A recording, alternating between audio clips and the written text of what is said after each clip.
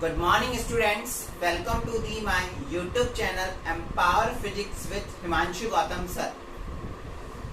Hello बच्चों, कैसे हो? आई होप आप हमेशा की तरह अच्छे होंगे। तो स्टार्ट करते हैं हम आज का लेक्चर हमारा। हमने लास्ट क्लास में आपको बहुत सारी चीजें पढ़ाई थी और मैंने आपको एक न्यूमेरिकल भी दिया था करने को। सब बच्चों ने किया है, अच्छी बात है, सबको करना चाहिए था और बहुत अच्छे से बहुत इजी न्यूमेरिकल दिया था। मैं न्यूमेरिकल बता दूं, मैंने आपको न्यूमेरिकल दिया था कि 3 न्यूटन व 6 न्यूटन के दो बल 3 न्यूटन व 6 न्यूटन के दो बल एक दूसरे से 30 डिग्री पर लग रहे हो तो परिणामी बल की दिशा ज्ञात कीजिए। व 3 न्यूटन या फिर 6 न्यूटन से शायद दिया था, 6 न्यूटन से बल की दिशा ज्ञात कीजिए। बहुत इजी था, तो आप लोगों ने किया होगा। और इंग्लिश मीडियम में मैंने दिया था if the two force 3 Newton and 6 Newton are applied on a body at an angle 60 degree, so find out the resultant magnitude and direction with 6 Newton। Okay, सबने किया होगा। 6 न्यूटन से निकाल लो या 3 न्यूटन से निकाल लो, एक ही बात है बेटा। तो देखो आपको दे रखा है 6 न्यूटन से आपको डायरेक्शन फाइंड आउट करनी है। 6 न्यूटन से आपको डायरेक्शन निकालनी है। तो इसको क्या मान लेंगे अपन? अभी कुछ नहीं पता सर, इसको P मान लो। इसको अपन ने Q को मान लिया 3 न्यूटन। फॉर्मूला लगाया अपन ने रिजल्टेंट फाइंड आउट करने का। R is equal to under root में फॉर्मूला हो जाएगा P square plus Q square plus 2PQ cos theta. और थीटा इज इक्वल टू हमें दे रखा है 30 डिग्री। हिंदी मीडियम में मैंने 30 डिग्री दिया था, इंग्लिश मीडियम में मैंने 60 डिग्री एट एन एंगल दिया था। तो आप वैल्यू पुट कर सकते हो बेटा, यहाँ पे बहुत इजी है। R is equal to under root में आपके पास वैल्यू आ जाएगी, क्या आएगी? P की वैल्यू दे रखी है 6, मैग्नीट्यूड परिमाण में कोई अंतर नहीं आएगा। किसी को भी P मानो या किसी को भी Q मानो। P की वैल्यू हमने पुट कर दी, कितनी आई? 3 का स्क्वायर प्लस 6 का स्क्वायर प्लस 3 का स्क्वायर प्लस 2। P की वैल्यू कितनी है? 6। Q की वैल्यू कितनी है? 3। और cos क्या लिख दिया आपने? 30 डिग्री। आ रही बात समझे बेटा? cos लिख दिया हमने 30 डिग्री। इधर आप यूज कर सकते हो R is equal to under root 60 degree वाला बता रहा हूं मैं, 6 का स्क्वायर प्लस 3 का square plus 2 into 6 into 3 cos 60 degree. आप सबको पता है cos 30 डिग्री की वैल्यू कितनी होती है बेटा? cos 30 डिग्री की वैल्यू हो जाएगी आपकी कितनी? Under root 3/2। ओके बेटा, गुड, बहुत अच्छे। तो आप इसको क्या लिख सकते हो? 6 का स्क्वायर कितना हो गया? 36 प्लस आपका 3 का स्क्वायर कितना हो गया बेटा? 9 प्लस 6 3 18 लिख दोगे आप। 6 को 3 से मल्टीप्लाई करोगे तो कितना आ जाएगा? 18 को 2 से मल्टीप्लाई करोगे जाएगा 36 इंटू अंडर रूट 3/2। ये 2 से 2 18 36 जो है कितनी बार कैंसिल हो गया बेटा? 18 टाइम्स। ओके, तो देखो आपके पास क्या बचा हुआ है अब? R is equal to under root, इसको 8 कर दो। 8 करोगे तो कितना आएगा? आप इसको 8 कर सकते हो, 36 और 9 को 8 किया तो कितना आया आपके पास? 45 प्लस 18 इंटू अंडर रूट 3। आ रही बात समझो बेटा? आप इसको इस तरह से लिख सकते हो। बहुत से बच्चों ने इसको और आगे भी सॉल्व किया है और अच्छे से सॉल्व कर सकते हो। आप इन दोनों को बेटा ऐड नहीं कर सकते कभी, क्योंकि इसके साथ मल्टीप्लाई में ये भी है। काफी बच्चों ने इसको ऐड कर दिया है, 45 प्लस 18 लिख दिया है। हो जाती है गलतियां, बच्चे ही तो है, ठीक है। तो आप देखो इसको कैसे लिख सकते हो, या तो इसमें देख सकते हो, इसमें से भी 9 कॉमन आ रहा है, इसको आप ऐसे भी लिख सकते हो। देखो एक ऑप्शन और है, 9 कॉमन ले लो। 9 पंजे 45 प्लस 9 दूने 18 इंटू अंडर रूट 3 लिख सकते हैं बेटा इसको। अब इसको ऐसे लिख सकते हो। तो देखो R इज इक्वल टू 9 का अंडर रूट कितना आ गया? 3 बार आ गया, अंदर क्या बच गया? 5 प्लस 2 इंटू अंडर रूट 3 की वैल्यू कितनी होती है? 1.732। इसको मल्टीप्लाई कर लो, सॉल्व कर लो, रिजल्ट निकल करके आ जाएगा। जिसके पास 60 डिग्री था वो सॉल्व कर सकते थे। R is equal to under root में क्या लिख सकते हैं? 6 का स्क्वायर 36 7 3 का स्क्वायर 9 प्लस ये हो जाएगा आपका वही 18 नहीं सॉरी ये हो जाएगा आपका 36, कितना हो जाएगा आपका ये 36, और ये हो जाएगा आपका cos 60 की वैल्यू होती है 1/2, इजी है ये, डायरेक्ट आ गया 18, ठीक है। r इज इक्वल टू आपके पास आ जाएगा अंडर रूट में 36 plus 9 plus 18, r is equal to solve करोगे 39, 36 प्लस 9 कितना हो गया 45, और 45 प्लस 18 करना है बेटा आपको, तो r is equal to under root में क्या आ जाएगा 8 और 5 कितने हो गए 8 और 5 3, 8 और 5 कितना हो गए 13 हो गए, 13 का 3 1 4 5 एंड 6 अंडर रूट 63, आपके पास क्या निकल के आ जाएगा आंसर निकल कर आ जाएगा। और इसमें इसको सॉल्व करोगे तो आपके पास क्या मिल जाएगा बेटा आंसर मिल जाएगा। सब बच्चों ने काफी बच्चों ने इसको सॉल्व किया होगा और बहुत काफी हद तक सही आंसर भी निकाला होगा, ठीक है बेटा। रफ कर रहा हूं मैं, देख लो, ओके बहुत अच्छे बेटा, गुड। अब आपको 6 न्यूटन से डायरेक्शन या दिशा फाइंड आउट करनी है, दिशा बतानी है, ये और भी इजी है। आपको क्या करना है बेटा 6 न्यूटन से दिशा बताने को बोला था शायद, या डायरेक्शन बतानी थी, डायरेक्शन फ्रॉम 6 न्यूटन, ओके। तो फॉर्मूला क्या हो जाएगा बेटा, आपको पता है डायरेक्शन का फॉर्मूला क्या होता है, tan alpha is equal to क्या लिख सकते हो आप q sin theta upon p plus q cos theta, okay.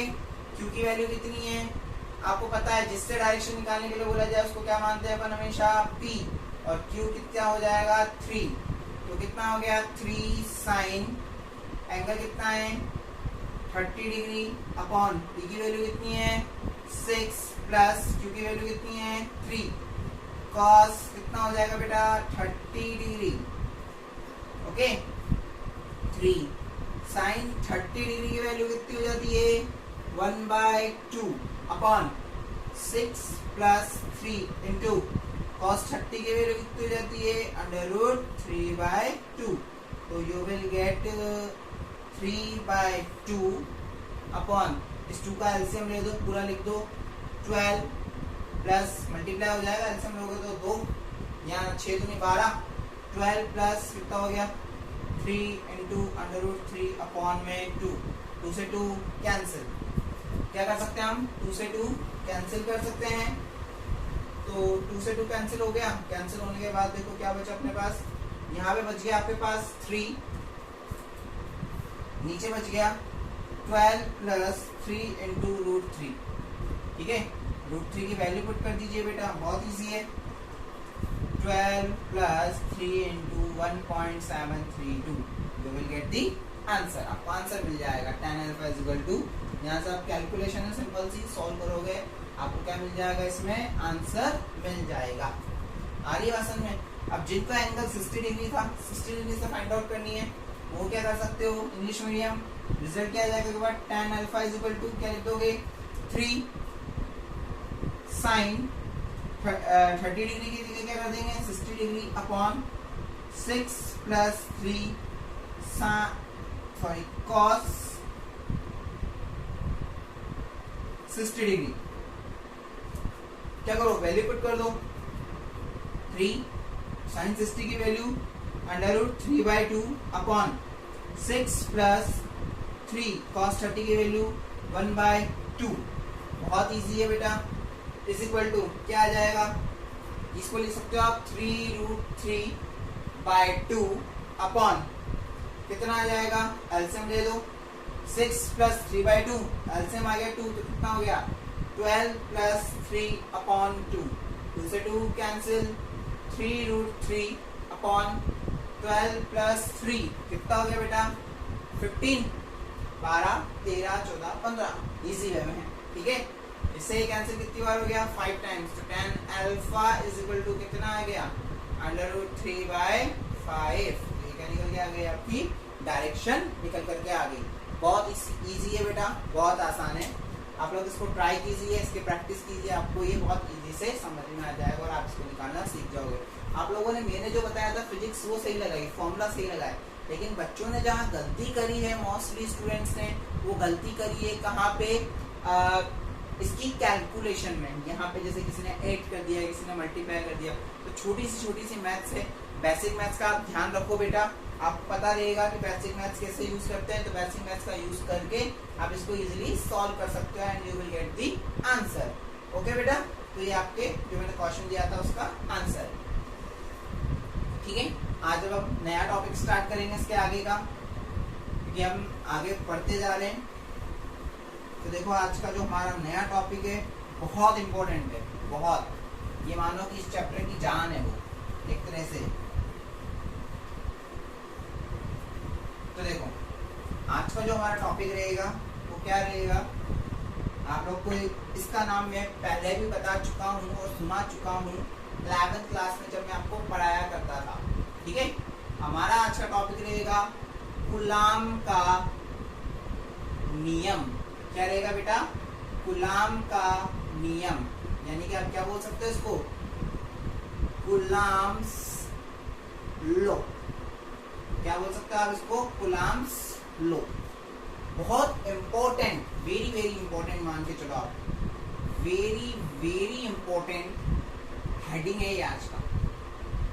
Star लगा लेना जितने भी है दुनिया में, कि यहीं से आपका बहुत इंपॉर्टेंट चीज स्टार्ट हो रही है इस चैप्टर की, कूलाम्स लॉ। याद करो मैंने आपको 11th क्लास में ग्रेविटेशनल यानी गुरुत्वाकर्षण नाम से एक चैप्टर था, उसमें मैंने आपको सार्वत्रिक गुरुत्वाकर्षण का नियम यानी कि यूनिवर्सल लॉ ऑफ ग्रेविटेशन पढ़ाया था। आप सबको याद होगा और बहुत अच्छे से माइंड में आ रहा होगा वो क्या था और क्या नहीं था। तो यहाँ पे क्या हुआ, और मैंने आपको वहाँ बोला भी था, आप ये जो चीज पढ़ रहे हो ग्रेविटेशन के टाइम पे कि ये आपकी 12th क्लास के फर्स्ट चैप्टर में आएगी एज इट इज, बस माइनर सा चेंज होगा। क्या होगा, बस माइनर सा चेंज होगा, मैंने आपको बोला था।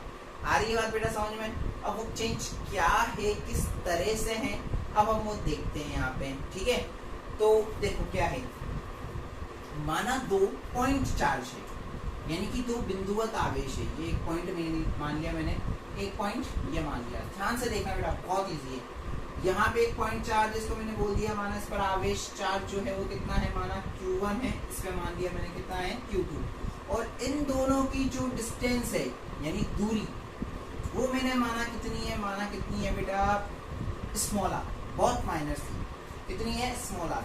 ये बिंदुवत आवेश है। कौन सा आवेश है, बिंदुवत आवेश। बिंदु यानी कि एक पॉइंट चार्ज, ये पॉइंट, इस पर आवेश है। बिंदुवत आवेश को इंग्लिश में बोलते हैं बेटा पॉइंट चार्ज। पॉइंट यानी कि एक पेन से पॉइंट लगाया, मैंने टिप लगाई, उस पर चार्ज प्रेजेंट है, उपस्थित है। ठीक है, और सबसे इंपॉर्टेंट चीज जो कूलाम का नियम है, कूलाम्स लॉ है, वो सिर्फ बिंदुवत आवेशों पर ही अप्लाई होता है। बिंदुवत आवेश हो और स्थिर आवेश हो, गतिशील नहीं होने चाहिए। क्या नहीं होने चाहिए, गतिशील, यानी कि पॉइंट चार्ज हो और क्या हो, स्टेबल हो। कैसे हो, स्टेबल हो यानी रेस्ट में हो, ये मूवमेंट नहीं करने चाहिए। अगर मूवमेंट करते हैं तो आप इस पर कूलाम्स लॉ नहीं लगा सकते। कूलाम्स लॉ के साथ एक लॉ और है, वो इस पर अप्लाई होगा, जो कि मैं आपको फिर कभी बाद में बताऊंगा। ठीक है, अभी कूलाम्स लॉ पढ़ते हैं। कूलाम्स लॉ क्या बोलता है, पहले हिंदी में बोल देता हूं मैं। यदि किसी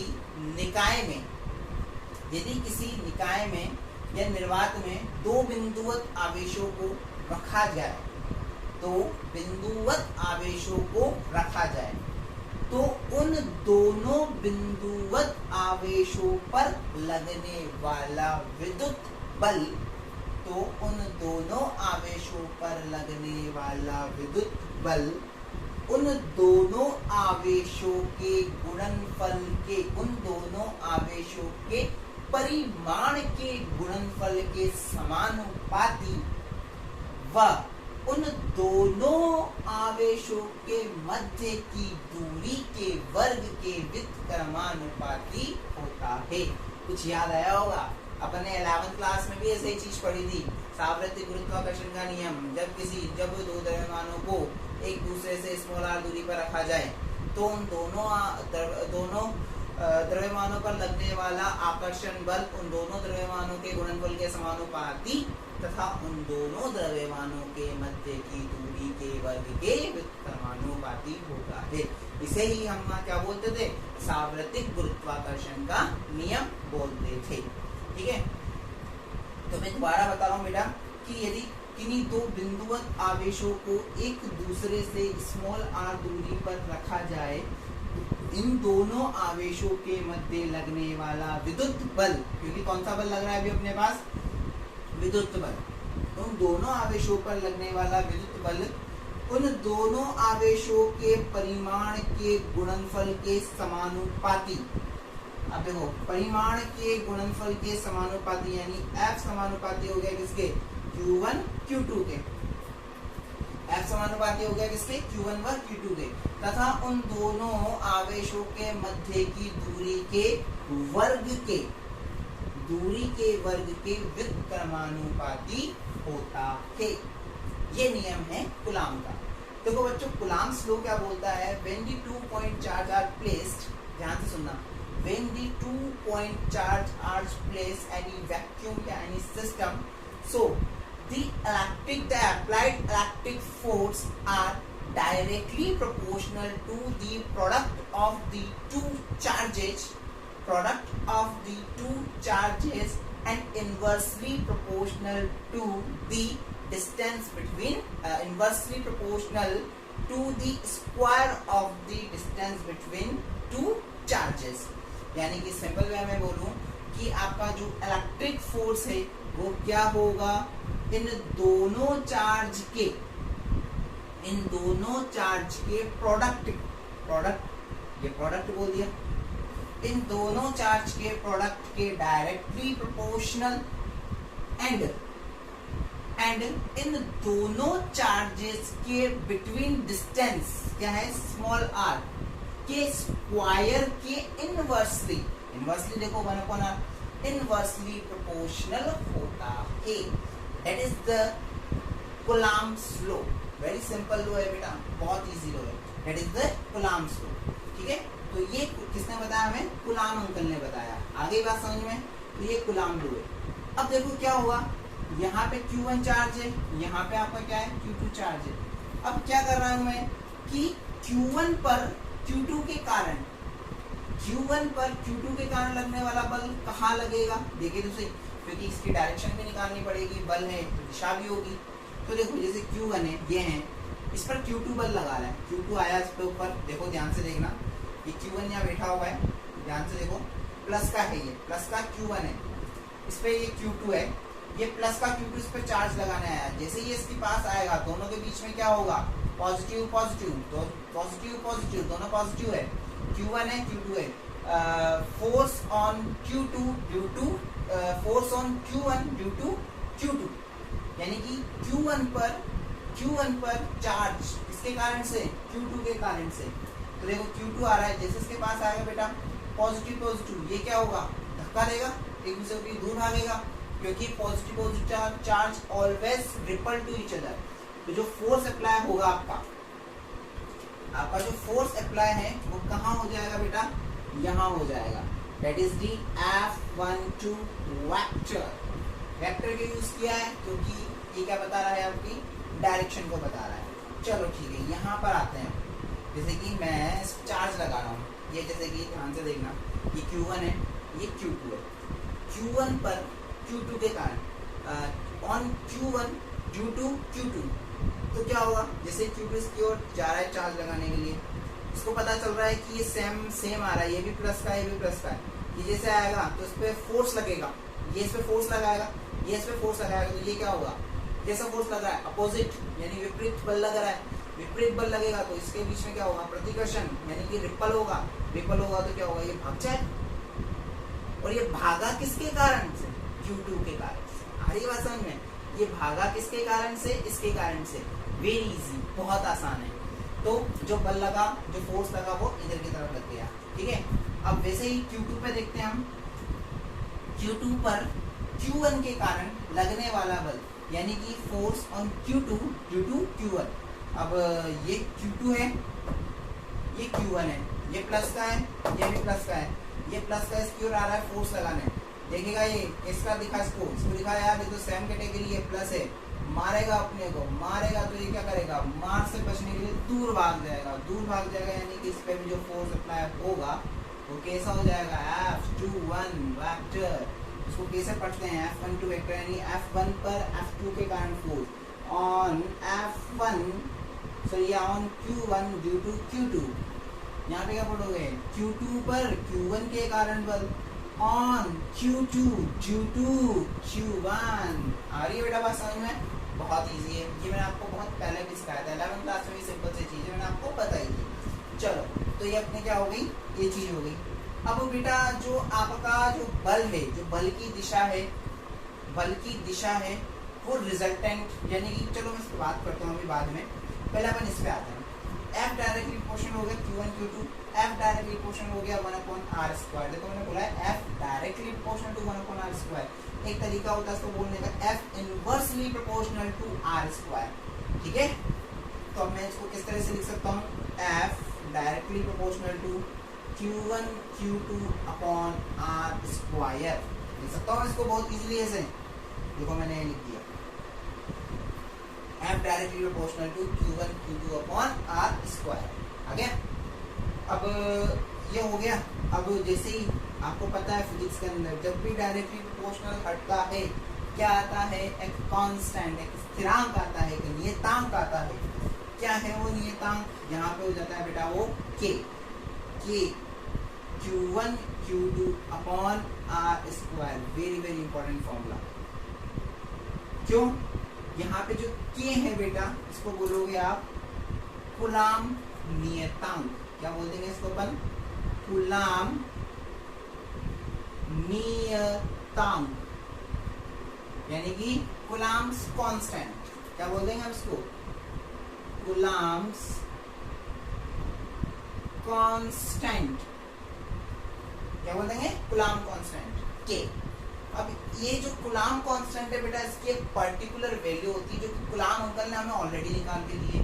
इसकी वैल्यू कितनी होती है बेटा, 1/4 पाई एप्सिलॉन नॉट। क्या हो जाएगी, 1/4 पाई एप्सिलॉन नॉट। इसको सब ध्यान से देख लेना, ये नया वर्ड तुम्हारे सामने आया है जिसको बोलते हैं अपन एप्सिलॉन नॉट। ध्यान रखना आज से, एप्सिलॉन नॉट। और ये एप्सिलॉन नॉट क्या होता है बेटा, हिंदी में बोलूं तो निर्वात की विद्युतशीलता। क्या बोलेंगे इसको हिंदी में, निर्वात की विद्युतशीलता। और इंग्लिश में इसको बोलते हैं परमिटिविटी ऑफ वैक्यूम या एयर भी बोल सकते हैं। क्या बोलेंगे, परमिटिविटी ऑफ वैक्यूम। ठीक है, अभी मैं इस पर बहुत डीप में चर्चा करूंगा, अभी बहुत अच्छे से बताऊंगा इसके बारे में क्या है और क्या नहीं है।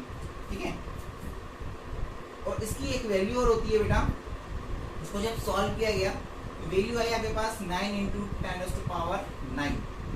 ये वेरी इंपॉर्टेंट है, ये वैल्यूज अपन को पूरी फिजिक्स में याद रखनी है, हमारे काम आएगी। आज मैंने तुम्हें बता दी, चैप्टर फिजिक्स के सिलेबस के एंड तक मैं इसको यूज करता रहूंगा और ये बार बार हमारे बीच में आएगी। कितनी बार आएगी, बार बार हमारे बीच आएगी।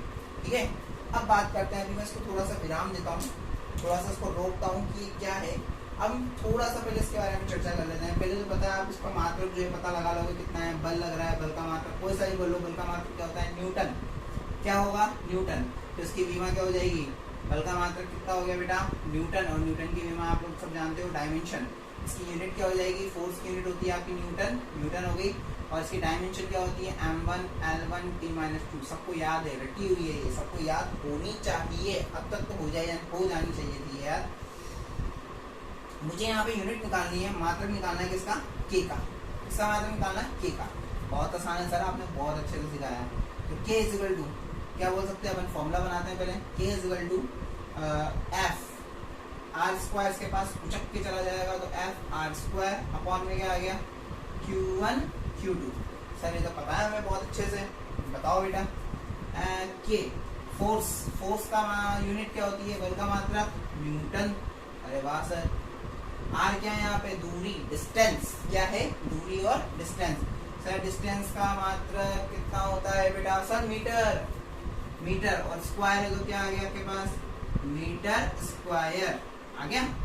अपॉन कूलाम, सॉरी चार्ज, आवेश। आवेश का मात्रक क्या है, ओप्स मैंने बता दिया, कूलाम। क्या होता है मतलब इसका, कूलाम। कुलाम इनटू कुलाम, सर 2 बार क्यू है बेटा, Q1 का कुलाम, तो यूं थोड़ी है कि Q2 का कुलाम नहीं होगा, इसका Q1 है तो उसका C1 से 2 नहीं, इसका भी कुलाम और इसका भी कुलाम, तो कितना आ गया कुलाम इनटू कुलाम, कुलाम स्क्वायर। आ रही है बात समझ में?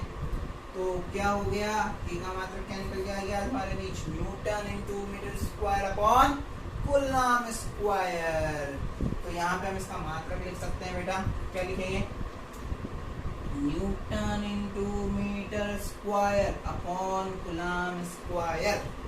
आ गई सबको बात समझ में? बहुत आसान है, निकाल सकते हो सब। किसी की इच्छा अगर बीमा डायमेंशन निकालने की है तो मैं वो भी निकाल देता हूँ बेटा, काम आई जाती है बीमा डायमेंशन। देखो डायमेंशन क्या होती है, निकाल देता हूँ सब, बहुत अच्छे से बोर्ड पे देखना।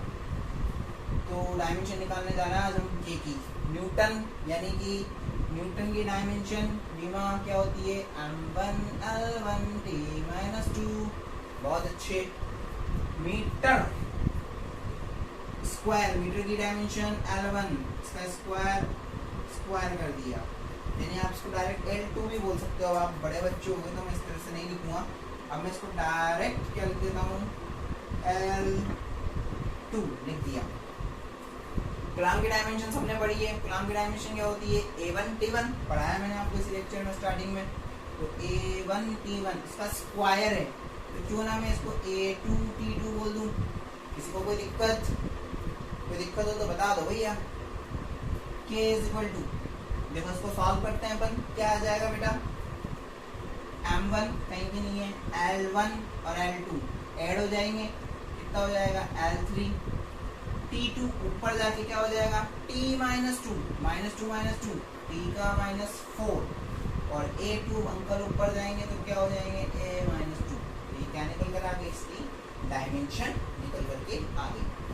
इजी है बेटा, बहुत देख लो सब, बहुत इजी है मेरे ख्याल से, ये लग भी रहा है। आ गई बात समझ में? अब देखो, अब अपन इसको थोड़ा सा और आगे बढ़ाते हैं। अब देखो आगे कैसे बढ़ाते हैं हम इसको, धीरे धीरे बढ़ रहा हूँ मैं आगे। ये हो गया। अब यहाँ पे सर आपने एक नई चीज बताई थी, ये इसको बोला था अपन ने एप्सिलॉन नॉट, क्या बोला था हमने इसको, एप्सिलॉन नॉट। और एप्सिलॉन नॉट है, मैं लिख देता हूँ यहाँ पे, क्या होती है एप्सिलॉन नॉट, है आपकी निर्वात की विद्युतशीलता। क्या हो जाएगी, निर्वात की विद्युतशीलता, यानी कि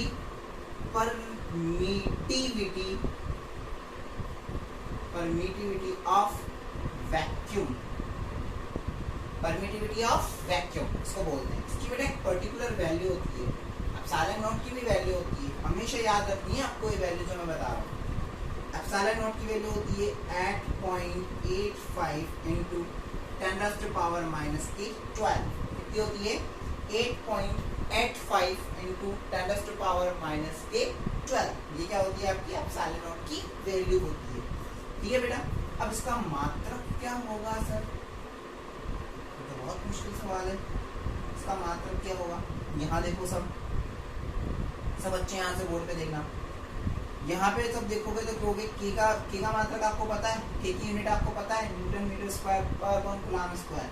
एप्सिलॉन नॉट यहाँ से आप निकाल सकते हो बेटा, क्या लिख सकते हैं यहाँ से, epsilon not is equal to 1/4 pi के लिख सकते हैं। 4 कांस्टेंट एक नंबर है जिसका कोई मात्रक नहीं होता, पाई भी एक नंबर है जिसका कोई मात्रक नहीं होता, तो इसका मात्रक क्या हो जाएगा 1/k। 1/k यानी कि आप क्या बोल सकते हो, 1/k को अपन ऐसे बोल सकते हैं, यहाँ लिख देता हूँ मैं 1/k बचा मेरे पास एप्सिलॉन नॉट के मात्रक यूनिट के लिए। 1/k की वैल्यू कितनी है, newton metre square upon coulomb square. ऊपर चला जाएगा वही, तो coulomb square upon newton into metre square. तो इसका जो मात्रक है हमारे बीच क्या निकल के आ गया, coulomb square upon newton into metre square. आगे सबको बात समझ में? देखो मैं निकाल के भी बता रहा हूँ एक एक चीज कैसे होगी, कैसे मात्रक निकालोगे, कैसे यूनिट निकालोगे। अब यूनिट निकाल दी, यूनिट निकालने के बाद क्या निकालना होता है हमको वीमा या फिर डायमेंशन। क्या निकालनी होती है? डायमेंशन। देखो हम इसकी डायमेंशन निकाल रहे हैं, सब अच्छे बोर्ड पे देखना, बहुत इजी है। अब एप्सिलॉन नॉट की डायमेंशन निकालने जा रहे हैं आज हम। कूलम्ब की क्या हो जाएगी? A1 D1 स्क्वायर है तो स्क्वायर अपॉन न्यूटन की dimension M1 L1 T minus 2, M1 L1 T minus 2 metre square की कितनी हो गई? L स्क्वायर डायरेक्ट लिखता हूँ इसको L2, किसी को कोई प्रॉब्लम नहीं होनी चाहिए। ठीक है बेटा, अब इसको हटा देता हूँ। अब देखो इसको अपन क्या बोल सकते हैं? ऊपर लेके चलो, m को ऊपर लेके, ऊपर नहीं है तो m कितना आ गया? -1। m कितना आ जाएगा? -1। L2 1 1 + 2 3 ऊपर गए तो L -3। T -2 ऊपर गए तो T के +2 T2 सॉरी 2 प्लस 2 ऊपर जाएगा तो प्लस का 2 और 1 है तो T3। ओ सॉरी, इसका स्क्वायर है ना बेटा, तो स्क्वायर है तो क्या हो जाएगा? T4 हो जाएगा। बात समझ में आ रही है? M -1 L -3 T4 और एक का कितना हो जाएगा? A2। तो ये क्या निकल कर आ गया हमारे बीच? डायमेंशन निकल कर आ गया।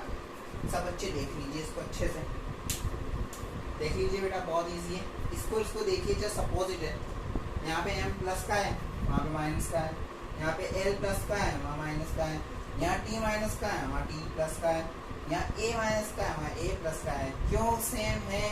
बस माइनस और प्लस में क्यों डिफरेंस है? क्योंकि ये एक दूसरे के क्या है? इनवर्सली प्रोपोर्शनल है, जो कि आपको यहीं से पता चल रहा है। एप्सिलॉन नॉट मैंने अभी निकाला था, यहाँ से देख सकते हो कि और एप्सिलॉन नॉट के बीच में क्या डिफरेंस है? दोनों एक दूसरे के क्या है बेटा? इनवर्सली प्रोपोर्शनल है। आ रही बात समझ में? बहुत इजी है, बहुत आसान है, सब बच्चे बोर्ड पे देख लीजिए।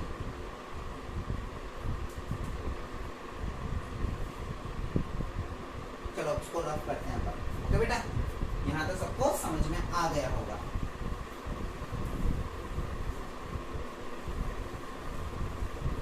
और जिसको अगर लगता है कि सर थोड़ा टाइम लग रहा है समझने में, वीडियो बार देखें बेटा, बार देखें, और बार देखने से क्या होगा? आपको चीज़ें समझ में आने लगेगी और इजी हो जाएगी तुम्हारे समझने के लिए। ठीक है बेटा, आसान हो जाएगी, इजी हो जाएगी। और पोज कर लिया करें, आपको लगता है कि कहीं सर आगे बढ़ गए हैं, तो आप वीडियो को पोज करके देखा करो कि हाँ यहाँ से हमें समझ नहीं आया है, हम वीडियो वापस देखना चाहते हैं, आप देख सकते हैं। आपके पास ये सेवा 24 घंटे अवेलेबल है पढ़ाई करने के लिए, बस आपको बहुत अच्छे से पढ़ना है। ठीक है, अब देखो आप लोग क्या होगा स्टूडेंट्स, हमने अभी रिजल्ट निकाला है F इक्वल टू, जो कि अभी कूलम्ब अंकल ने निकाल के दिया है, F equal to K Q1 Q2 upon R²। Very important result मैंने बोला था। K की हम वैल्यूज पुट कर देते हैं, कौन कौन सी वैल्यूज है? F इक्वल टू देखो हम लिख सकते हैं इसको, K की वैल्यू कितनी है? 1/4 pi epsilon naught Q1 Q2 upon R²। लिख सकते हैं, बहुत अच्छे। या फिर सर आपने एक वैल्यू और बताइए। हाँ बेटा, वैसे भी लिख सकते हो 9 × 10⁹ Q1 Q2 अपॉन R²। अच्छा हाँ, मैं आपको एक चीज़ और बताता हूँ। आपने जो वैल्यू निकाली थी ना K की 1/4 पाई एप्सिलॉन नॉट, इसको आप ना जो वैल्यू कितनी है 9 × 10⁹, इसको सॉल्व भी कर सकते हो, निकाल सकते हो। कैसे? हमारे पास देखो सबकी वैल्यू है 1/4, पाई की वैल्यू कितनी होती है सबको पता है 3.14 इंटू एप्सिलॉन नॉट की वैल्यू अब आपको सबको पता है 8.85 × 10⁻12। इसको जब सॉल्व करते हैं तो अप्रॉक्सीमेट मिलता है बेटा 9 × 10⁻9 यानी 9 × 10⁻9 आपको मिल जाता है, जो कि आपके पास ये वाला रिजल्ट निकल करके आता है। आ रही बात समझ में? इजी है। तो मैंने इसको इक्वेशन नंबर 1 बोल दिया। ठीक है, मैंने इसको इक्वेशन नंबर 1 बोल दिया। अब मैंने क्या किया बेटा, अब जो ये पॉइंट चार्जेस थे, डायग्राम बनाता हूँ मैं। ये A पॉइंट बोल दिया, ये मैंने B पॉइंट बोल दिया, उनके बीच की डिस्टेंस मैंने कितनी बोल दी? स्मॉल r बोल दी। और यहाँ पे चार्ज मैंने Q1 बोल दिया, यहाँ पे Q2 बोल दिया। अब मैंने क्या किया, पहले इसको कहाँ रखा हुआ था? निर्वात में, यानी वैक्यूम में रखा हुआ था। वैक्यूम यानी निर्वात। अब मैं क्या कर रहा हूँ, किसी माध्यम में रख रहा हूँ। माध्यम कुछ हो सकता है, कांच हो सकता है, पानी हो सकता है, कहीं पे मैंने इसको रख दिया। तो पानी या कांच या व्हाटएवर जो भी कोई माध्यम है, मीडियम है, जो भी कोई मीडियम है, उस मीडियम के अंदर रखने पर इस गुलाम के नियम पर क्या फर्क पड़ेगा, हमें अब ये देखना है। बहुत आसान है बेटा, बहुत ईजी है। देखो क्या कर सकते हैं, नियम लो जो है कुलाम्स लो वो same as it is apply होगा, लेकिन अब मीडियम यानी माध्यम के अंदर रख दिया तो फोर्स लगेगा, जिसको क्या बोल सकते हो आप, एफ एम, मीडियम के अंदर फोर्स इजिकल टू के, तो कांस्टेंट है, कहीं भी ले जाओ बेचारा के ही रहेगा, इसको कुछ नहीं हो सकता। Q1 Q2 भी सेम रहेंगे, Q1 Q2 upon R square. के सेम नहीं रहेगा बेटा, सॉरी मैंने गलत बोल दिया, के तो रहेगा सेम, लेकिन इसके अंदर जो एप्सिलॉन नॉट वाली चीज है वो चेंज हो जाएगी। तो मैं लिखता हूँ 4 पाई या एप्सिलॉन नॉट था निर्वात या हवा के लिए। निर्वात के लिए मोस्टली हम इसको यूज करते हैं, यानी परमिटिविटी ऑफ वैक्यूम। तो यहाँ पे जब आप इसको कहाँ लेके जा रहे हो, माध्यम में लेके जा रहे हो, मीडियम के अंदर लेके जा रहे हो, तो ये जो चेंज हो जाएगा, ये किसमें कन्वर्ट हो जाएगा, EM में कन्वर्ट हो जाएगा। अब मीडियम या माध्यम जो है, इसके अंदर आप इसको लिखते हो एप्सिलॉन M से, या इसको लिखते हो आप एप्सिलॉन से। दोनों ही आपकी नोटबुक में दिए होते हैं, तो आप किसी से भी इसको डिनोट कर सकते हो। तो इसको अपन पढ़ेंगे क्या, एप्सिलॉन M, और यहाँ हियर क्या बोल सकते हो, एप्सिलॉन M जो है वो क्या है बेटा, इजी है, बहुत इजी है। इसको आप बोल सकते हो एब्सोल्यूट परमिटिविटी, यानी कि माध्यम की विद्युतशीलता, हिंदी में इजी है। क्या बोल सकते हो, वहां पे थी निर्वात की विद्युतशीलता, तो हो जाएगी माध्यम की विद्युतशीलता। आगे आसान है, क्या हो जाएगी, माध्यम की विद्युतशीलता। या फिर इंग्लिश में बोलो तो आप इसको बोल सकते हो एब्सोल्यूट परमिटिविटी, या फिर आप इसको इजीली भी बोल सकते हो परमिटिविटी ऑफ मीडियम, ऐसे ही बोल सकते हो आप परमिटिविटी ऑफ मीडियम, बहुत इजी है। ठीक है, तो इसका नामकरण कर दिया अपन ने, जरूरी है। ठीक है, तो Fm इक्वल टू आपने k की जगह क्या रख दिया आपने बेटा, 1/4 पाई एप्सिलॉन m, जो चेंज होना था हो गया। Q1 Q2 में कोई चेंज नहीं है, Q1 Q2 अपॉन क्या लिख सकते हो, r का square, equation number 2। Do you get it my point, very easy है।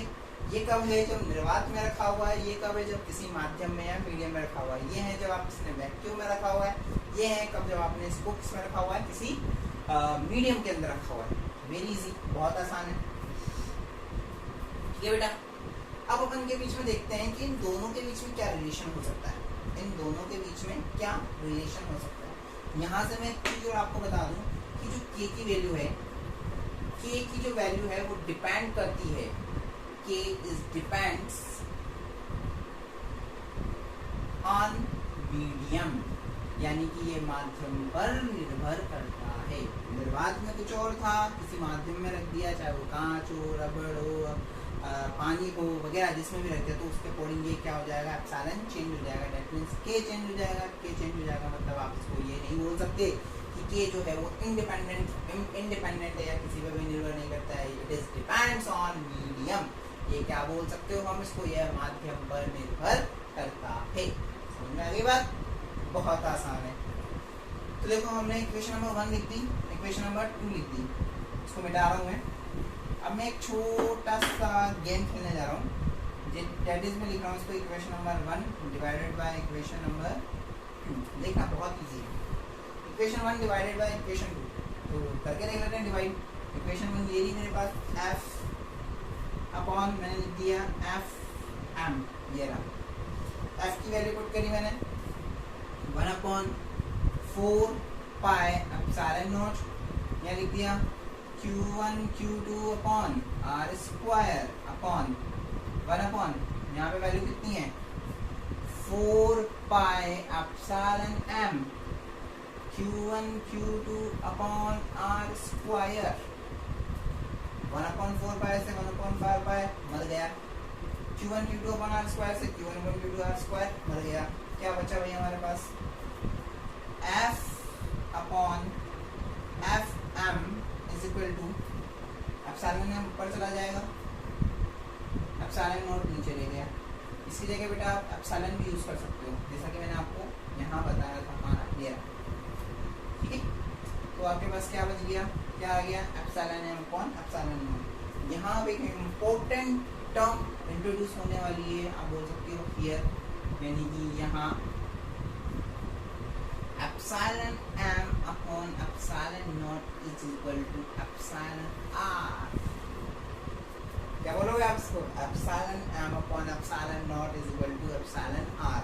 और ये एप्सिलॉन आर जो है यहाँ पर, एप्सिलॉन आर ये कहलाती है आपकी रिलेटिव परमिटिविटी।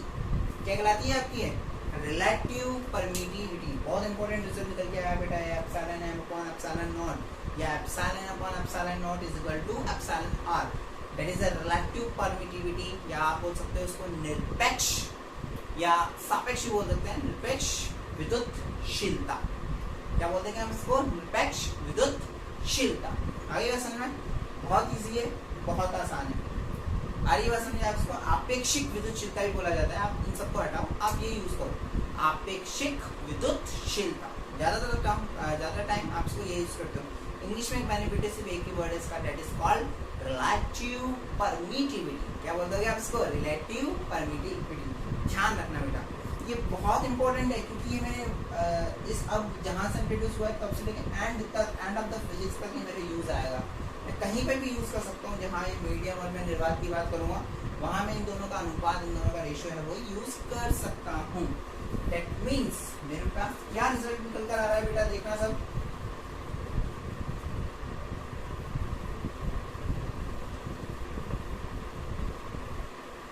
क्या रिजल्ट निकल के आ रहा है मेरे पास, F upon F M, F upon F M is equal to epsilon M upon epsilon not. Epsilon M upon epsilon not को मैंने क्या बोल दिया, एप्सिलॉन आर, यानी कि मेरे पास रिजल्ट क्या निकल गया, F upon F M is equal to epsilon are.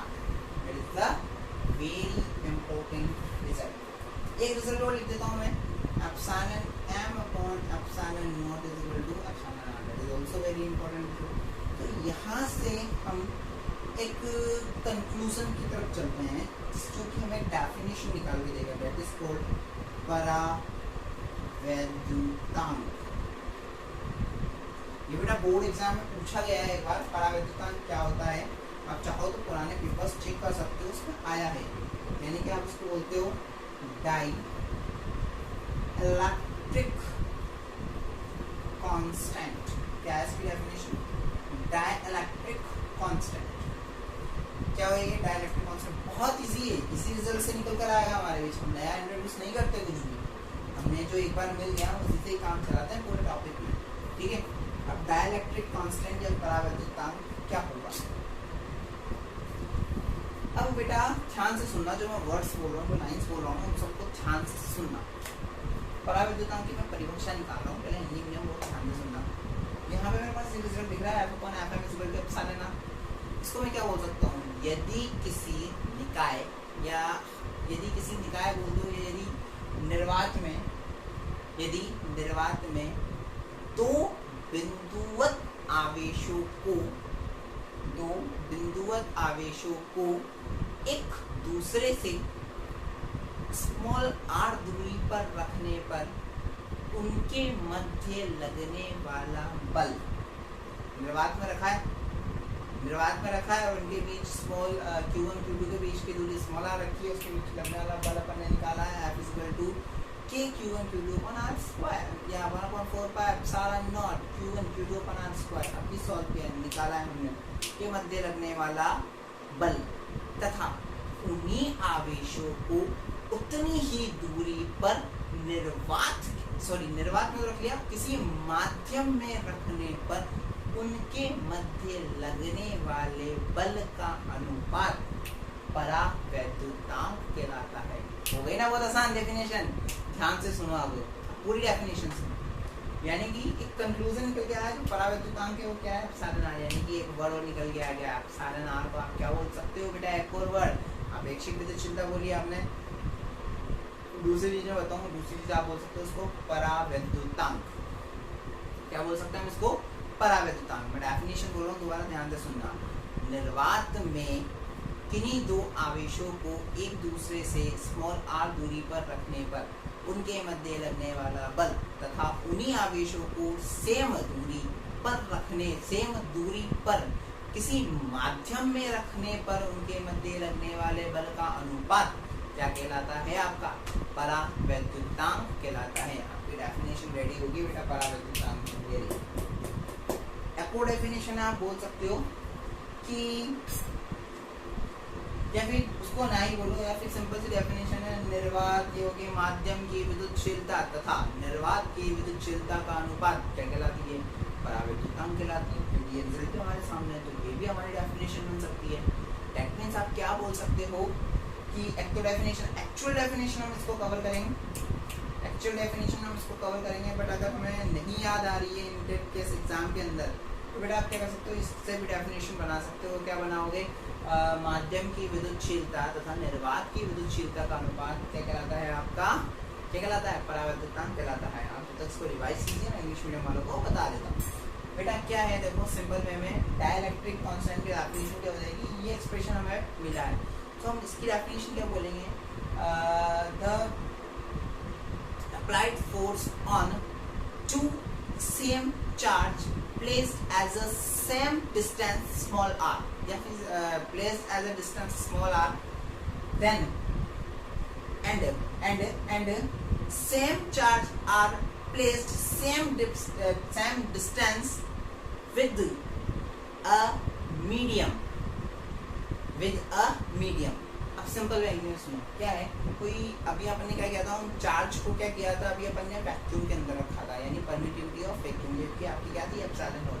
तो हम क्या कह रहे हैं, हमने क्या किया है, वैक्यूम के अंदर किसी को चार्ज को रखा हुआ है स्मॉल r डिस्टेंस पर। कितने डिस्टेंस पर? स्मॉल r डिस्टेंस पर। वही दो चार्ज है आपके पास Q1 Q2, दोनों को स्मॉल r डिस्टेंस पर रख दिया। और कहाँ रखा है? अभी ये सारा प्रोसेस सब है निर्वात में, जहाँ मैं खड़ा हूँ। जैसे जिस हम बैठे हैं, खड़े हैं, क्या हमारे चारों ओर वैक्यूम है, हमने यहाँ खड़ा है, ठीक है। इनके बीच या इस प्रोसेस में जो अप्लाइड फोर्स होगा वो कितना होगा? F। इसको निकाल करके रख लिया अपन ने। अब उन्हीं चार्ज को सेम डिस्टेंस पर रख कर इसको क्या कर दिया? किसी मीडियम में डाल दिया, यानी किसी कांच के अंदर रख दिया या किसी पानी के अंदर डाल दिया। देन अप्लाइड फोर्स का जो रेशियो है, देन जो फोर्स निकल कर आएगा with the help of Coulomb's law, तो जो फोर्स निकल करके आएगा you will catch the force, तो उन दोनों फोर्स का जो रेशियो है that is called the dielectric constant. तो सिंपल वे में आप डेफिनेशन बोलोगे तो क्या बोलोगे? The ratio of vacuum. Simple way में बता रहा हूँ बेटा, the ratio of the force in the vacuum bracket में लिख देना, when the two charge are placed as small r distance bracket close, at the same charge are placed same distance in a medium, then the ratio पहले बोल दिया अपन ने, then the force are equal to the called the dielectric constant। another definition जो कि हम यहाँ से निकाल सकते हैं, that is क्या हो जाएगी? डेफिनेशन बेटा ध्यान से सुनना, permittivity the ratio of the, इसको क्या बोलोगे आप? परमिटिविटी ऑफ मीडियम या एब्सोल्यूट परमिटिविटी, मैंने दो वर्ड बताया आपको। तो एब्सोल्यूट परमिटिविटी ये क्या हो गया? Permittivity of vacuum. The ratio of the permittivity of medium, the ratio of the permittivity of medium to ratio to the permittivity of vacuum are called the dielectric constant. Very easy, बहुत easy है। आगे बात समझ में बेटा, ये आपका जो टॉपिक था डाइलेक्ट्रिक कांस्टेंट पूरा मैंने कंप्लीट कर दिया। अब क्या हुआ, 2019 की बात बताऊँ मैं, हाफ ईयरली में क्वेश्चन पूछा गया, क्या था मैं आपको बताता हूँ। तो देखो आप अगर परमिटिविटी के रूप में कूलम्ब्स लॉ लिखोगे तो आप क्या लिख सकते हो बेटा? F is equal to 1/4 pi epsilon not epsilon की जगह लिख सकते हैं epsilon r Q1 Q2 upon r square.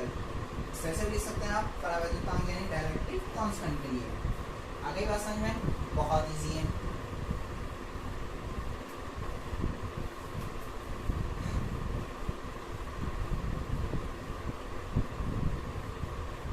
अब देखिए बेटा, अपन क्या कर रहे हैं, मैं आपको कुछ ट्रिक्स तो नहीं बोलूँगा, कुछ स्मॉल से क्वेश्चन से जो एग्जाम में पूछे जाते हैं हम उनको कवर कर रहे हैं, ठीक है। अब क्या हो गया, परावर्तन निकाल लिया। अब मैं स्पेशल केस ले रहा हूँ, केस फर्स्ट, इसी को लेते हुए एट एयर यानी कि हवा या निर्वात यानी वैक्यूम भी बोल सकते हैं। मतलब वैक्यूम के लिए आपका जो है फोर्स, यानी फोर्स नहीं बोलूँगा, हम सब जगह किसकी वैल्यू फाइंड आउट कर रहे हैं बेटा, एप्सिलॉन आर की। यानी निर्वात के लिए आपका डायरेक्टेड कांस्टेंट या परावर्तन कितना होगा, तो हम इस वाले को उठा सकते हैं। निर्वात या वैक्यूम के लिए निकाल रहे हैं कि एप्सिलॉन आर की वैल्यू कितनी होनी चाहिए। तो देखो क्या आ गया आपके पास, एप्सिलॉन आर इक्वल टू आपको पता है, यहाँ से कर सकते हो आप epsilon M upon epsilon not, तो epsilon M upon epsilon not आपने लिख दिया, ठीक है। ये हमारा फॉर्मूला हो गया। निर्वात में हो आपका हवा में, यानी कि यहीं में, यहाँ जहाँ मैं खड़ा हूँ अभी, आप जहाँ बैठे हो वहीं पर आप क्या कर रहे हो, इसको अप्लाई कर रहे हो। क्या कर रहे हो बेटा, इसको अप्लाई कर रहे हो, तो देखो कितना ईजी हो जाएगा। Epsilon are equal to epsilon M upon epsilon not. तो अभी मीडियम में है नहीं, हमारा मीडियम क्या है, निर्वात ही, वैक्यूम ही है। तो इस जगह क्या हो जाएगा आपका, एप्सिलॉन एम की वैल्यू कितनी निकल के आ जाएगी, एप्सिलॉन नॉट ले सकते हैं, क्योंकि अभी हम कहाँ है, मीडियम हमारा क्या है, ये वैक्यूम, ये हवा, ये निर्वात क्या है हमारा, मीडियम है, माध्यम है। तो आप क्या लिख सकते हो, epsilon are equal to epsilon naught upon epsilon naught. इस एप्सिलॉन नॉट ने एप्सिलॉन नॉट को मार दिया, एप्सिलॉन आर इक्वल टू कितना बच गया, 1। यानी कि निर्वात और वैक्यूम के लिए एप्सिलॉन आर की वैल्यू कितनी होती है, 1। सेकंड केस की बात करूं मैं, उच्चालक पदार्थों के लिए, उच्चालक पदार्थ यानी नॉन कंडक्टिंग मटेरियल्स।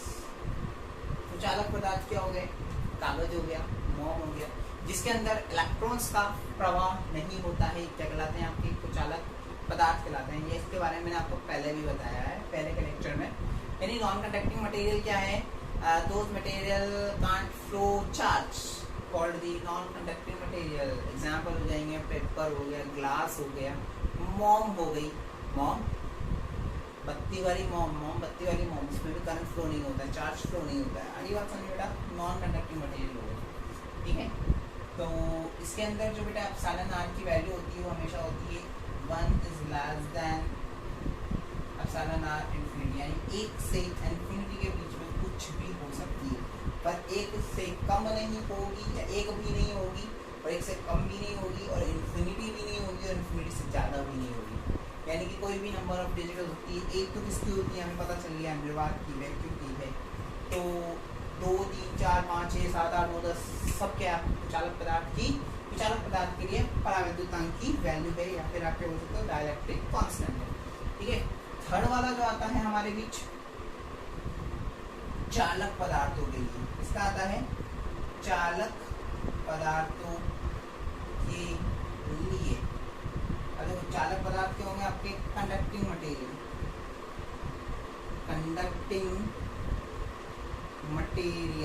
ठीक है बेटा, क्या हो जाएगा, कंडक्टिंग मटेरियल। अब कंडक्टिंग मटेरियल क्या होते हैं, ऐसे पदार्थ, चालक पदार्थ होते हैं ऐसे पदार्थ जिनके अंदर इलेक्ट्रॉन का प्रवाह आसानी से हो जाता है, क्या कहलाते हैं, चालक पदार्थ। जितनी भी धातु है सारी, Ag, कॉपर, सब क्या है बेटा आपके चालक पदार्थ है, जिसके अंदर इलेक्ट्रॉन का प्रवाह बहुत ईजिली हो जाता है, ठीक है। तो हम क्या बोल सकते हैं,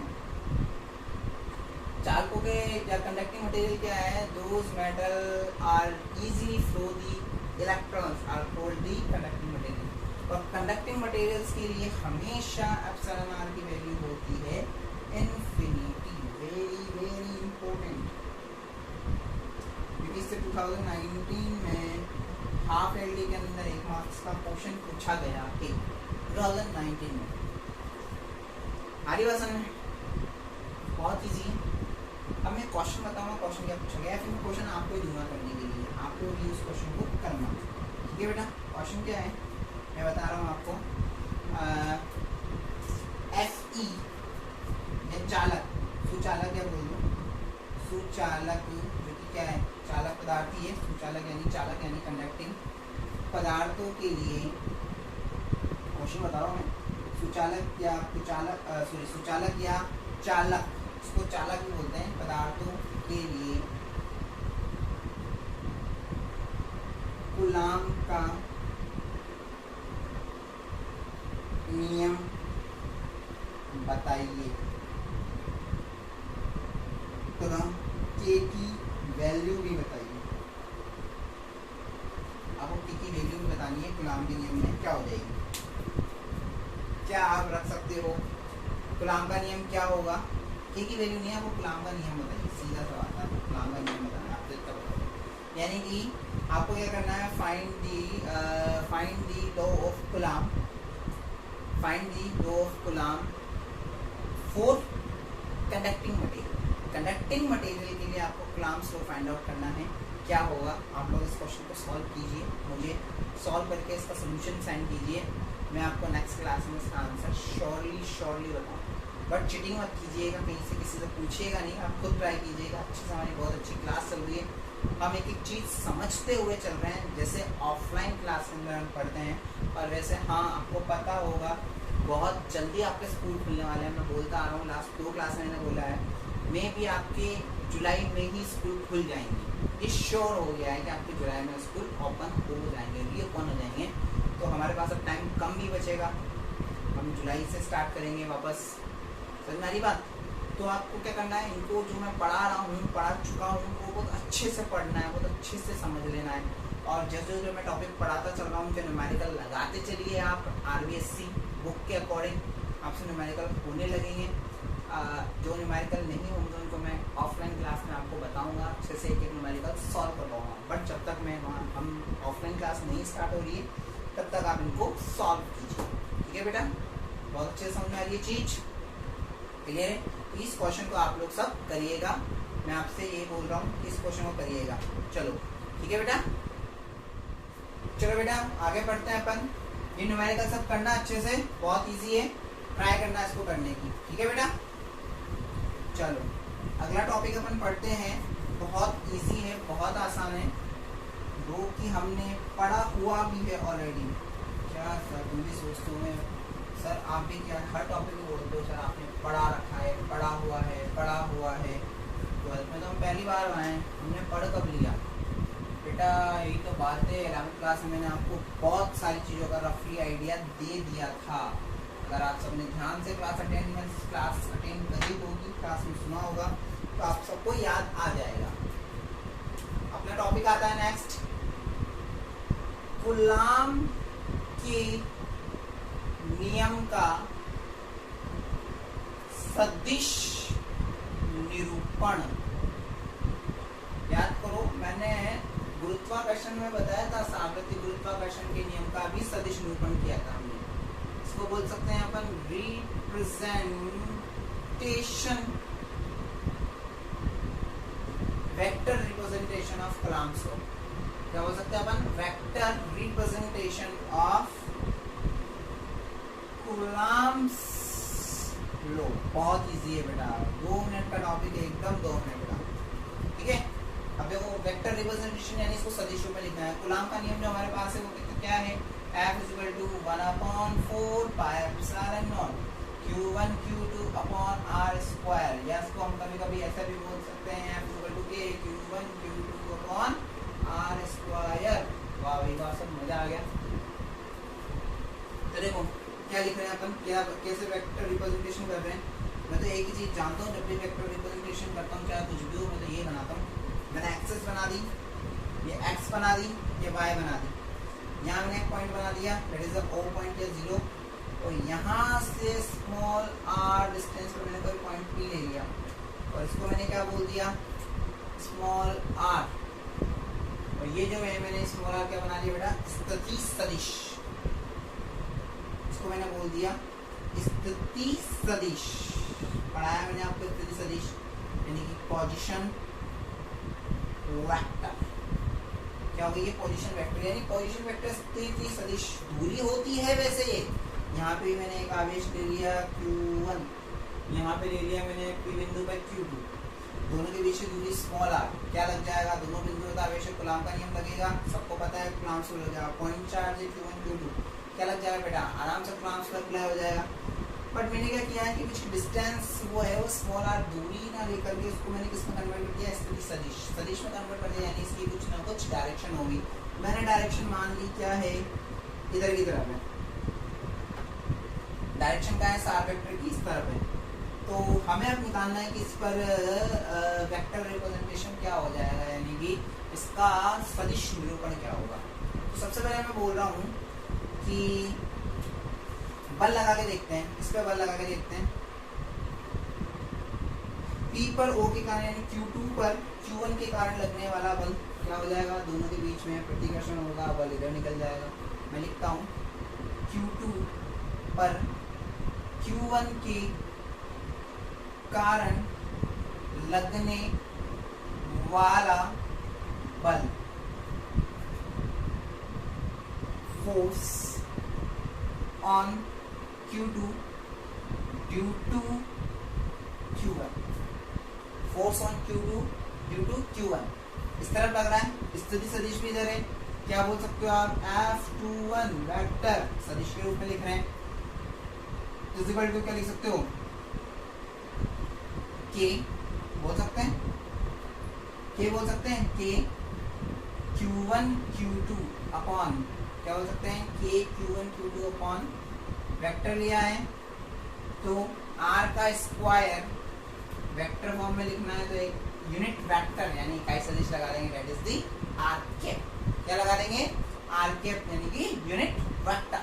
आगे बात समझो बेटा, बहुत इजी है, बहुत आसान है। क्वेश्चन नंबर 1, कोई दिक्कत नहीं आता किसी को, सिंपल लिखा है जी।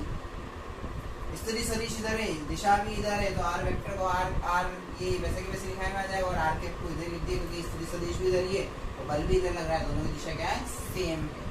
ठीक है, अगला लिखता हूं मैं, Q1 पर Q2 के कारण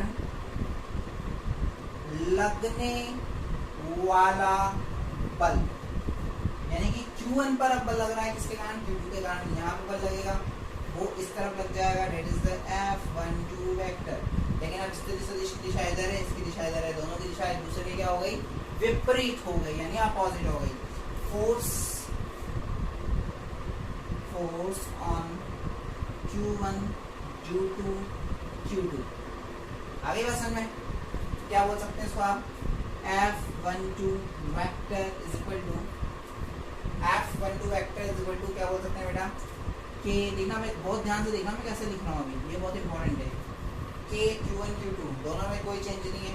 R वेक्टर स्थिति सदिश R भी दोनों का सेम है, R सेम है, लेकिन इसकी पोजीशन है जो डिफरेंट है, डायरेक्शन, ये इधर जा रहा है, ये इधर जा रहा है। तो R के अगर इस डायरेक्शन में था, परिणाम रिजल्टेंट फोर्स इधर लग रहा है, तो क्या लिख दोगे आप इसको, माइनस के R के, माइनस क्यों लगा है, क्योंकि दोनों की इसमें डायरेक्शन जो है इसकी और इसकी, ये डायरेक्शन और डायरेक्शन दोनों एक दूसरे क्या है, डिफरेंट है, इसका इसको लिख दिया माइनस के R के।